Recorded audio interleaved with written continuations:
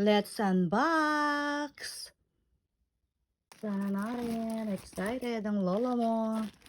Feeling birthday. Magbubukas ng gift. Parang din ba kayo? Mga tao. Yung excited ka pag may parcel ka.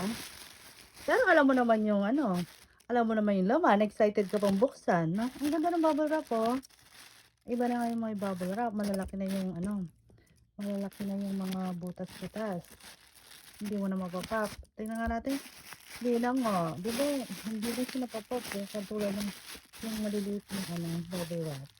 And it's a calculator. Hindi basta-basta calculator yan.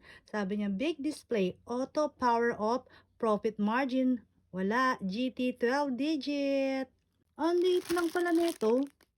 Ito yung kala ko malaki. Yung lagayan yung belt bag.